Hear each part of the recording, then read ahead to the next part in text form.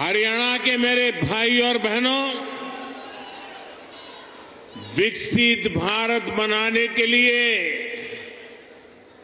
हरियाणा का विकसित होना भी बहुत जरूरी है।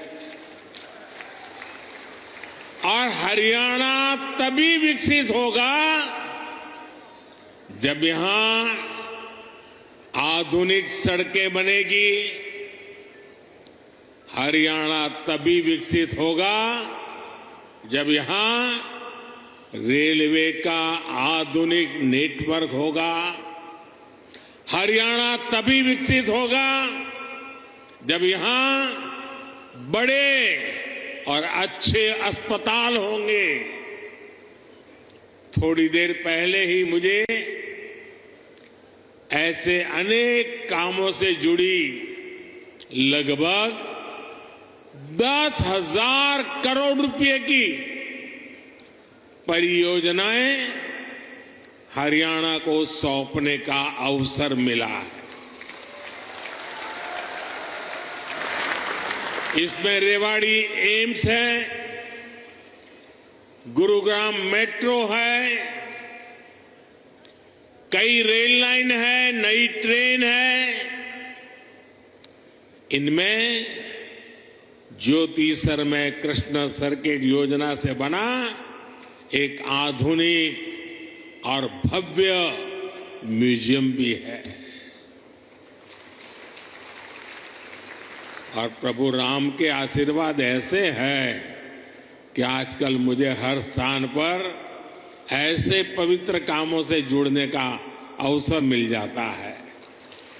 ये राम जी की कृपा है। ये म्यूजियम भगवान श्री कृष्ण के गीता संदेश और इस पावन धरा की भूमिका से दुनिया को परिचित कराएगा। मैं रेवाड़ी सहित पूरे हरियाणा के लोगों को इन सुविधाओं के लिए बहुत बहुत बधाई देता हूं। भाई और बहनों, आजकल देश और दुनिया में मोदी की गारंटी की बहुत चर्चा है।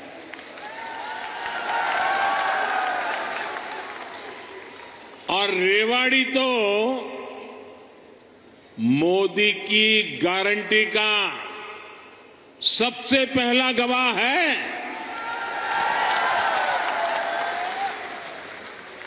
यहां पीएम पद के उम्मीदवार के रूप में मैंने देश को कुछ गारंटियां दी थी।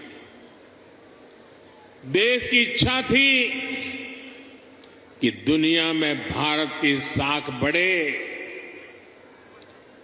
ये हमने करके दिखाया। देश की इच्छा थी कि अयोध्या में प्रभु राम का भव्य मंदिर का निर्माण हो। आज पूरा देश भव्य राम मंदिर में विराजे राम लला के दर्शन कर रहा है। और तो और कांग्रेस के लोग, जो लोग हमारे भगवान राम को काल्पनिक बताते थे, जो कभी नहीं चाहते थे कि अयोध्या में प्रभु राम का मंदिर बने, वो भी अब जय सिया राम बोलने लगे हैं।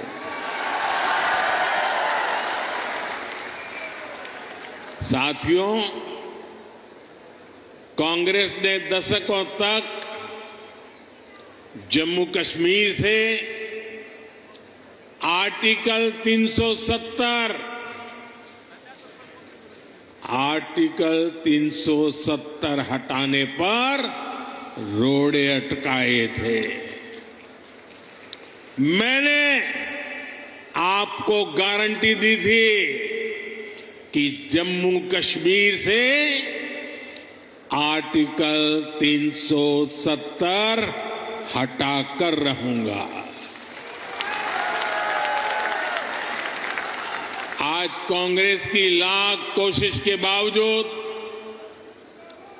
आर्टिकल 370 इतिहास के पन्नों में खो गया है। आज जम्मू कश्मीर में महिलाओं, दलितों, पिछड़ों, आदिवासियों को उनके हक मिलने लगे हैं। इसलिए ही तो लोगों ने एक और संकल्प लिया है और जनता जनार्दन कह रही है, आप लोग कह रहे हैं, जिसने 370 हटाया, जिसने 370 हटाया, उस बीजेपी का टीका 370 सीटों से होगा।